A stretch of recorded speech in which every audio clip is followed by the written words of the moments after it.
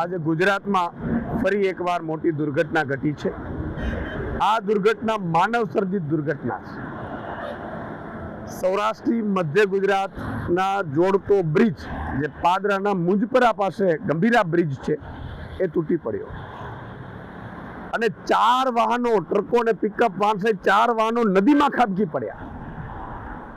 અત્યારે જે સમાચાર મળી રહ્યા છે એમાં 2 ના મોત થયા છે, 3 લોકોના રેસ્ક્યુ કરાયા છે। જેના મૃતકો છે એમને ભગવાન એમની આત્માને ભગવાન શાંતિ અર્પે અને ઘાયલોને તુરંત સ્વસ્થ થાય એવી મારી ભગવાનને પ્રાર્થના છે।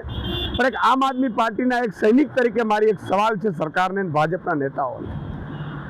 ટેક્સ જનતા ભરે, ટેક્સ જનતા એટલા માટે ભરે કે તમને એને વ્યવસ્થા આપો સુદૃઢ, અને વ્યવસ્થા આપવાને બહાને તમને નાણાં આપે અને એ નાણાં ભ્રષ્ટાચાર કરીને તમે ખાઈ જાઓ અને પાછા મરે પણ જનતા।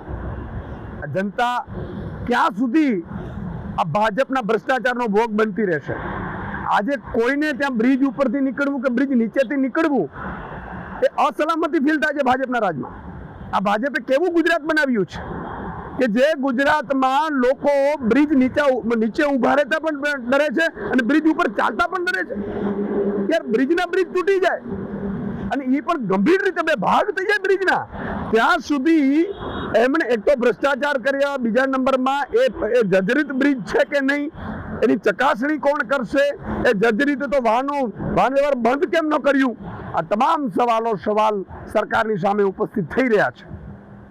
અમે નિષ્પક્ષ તપાસની માંગ કરી રહ્યા છીએ અને બીજી વાર કોઈ પણ નાગરિકનો આવી રીતે મોત ન થાય એની પણ અમે સુદૃઢ વ્યવસ્થા થાય એવી માંગ કરી રહ્યા છીએ। અને સાથે સાથે મુખ્યમંત્રીને કહેવા માંગીએ છીએ કે માત્ર ભોળપણથી રાજ્ય નથી ચાલતું, ભોળપણથી ઘર પણ નથી ચાલતું।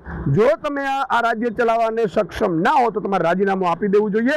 લોકો મરી રહ્યા છે તમારા રાજમાં અને તમારા ભ્રષ્ટાચારના કારણે અને તમારા આ ખાડાકારના કારણે લોકો મરી રહ્યા છે। તમને 161 આવી એટલે એમ છે કે વિપક્ષ છે જ નહીં કાંઈ, વિપક્ષ વગરનું ગુજરાત થઈ ગયું એટલે તમને મજા પડી ગઈ એવું લાગે છે।